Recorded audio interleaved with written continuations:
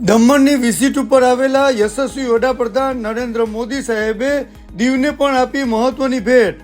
વડાપ્રધાન નરેન્દ્ર મોદીએ મહત્વના પ્રોજેક્ટોનું ઉદ્ઘાટન કર્યું, જેમાં દીવના પ્રોજેક્ટ INS ખુકડી સ્થાનક સ્તરે મ્યુઝિયમ અને શ્રી ગંગેશ્વર મહાદેવ મંદિર।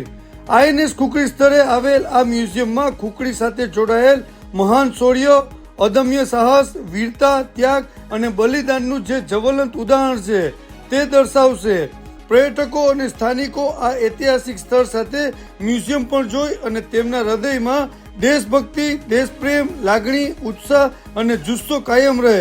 આ મ્યુઝિયમને INS ખુકડી જેવી ડિઝાઇનવાળું બનાવવામાં આવેલ છે। શ્રી ગંગેશ્વર મહાદેવ મંદિરમાં પૌરાણિક માન્યતા અનુસાર મહાભારત કાળ દરમિયાન પાંડવો જ્યારે અજ્ઞાતવાસમાં હતા ત્યારે તેમણે આ દરિયા કિનારે ભગવાન શિવની આરાધના કરી હતી। દરિયાના મોજાઓ સતત આ પાંચેય શિવલિંગોને જળાભિષેક કરી અને સ્થળને અદ્ભુત અને અલૌકિક બનાવે છે। પ્રશાસક પ્રફુલ્લ પટેલ સાહેબ અવારનવાર આ ગંગેશ્વર મંદિરની વિઝિટ કરી અને પોતાની આગવી સૂઝ બુદ્ધિ સુવિધાયુક્ત અને ખૂબ જ સુંદર બનાવ્યું છે।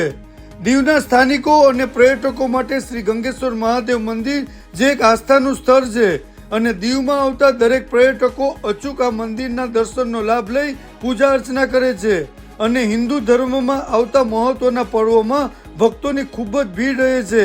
આ મંદિરના સૌંદર્યકરણમાં પ્રશાસક સાહેબનો ફાળો હોવાથી શ્રદ્ધાળુઓ પ્રશાસક સાહેબને કાયમ યાદ રાખશે અને સાચા દિલથી આશીર્વાદ આપશે।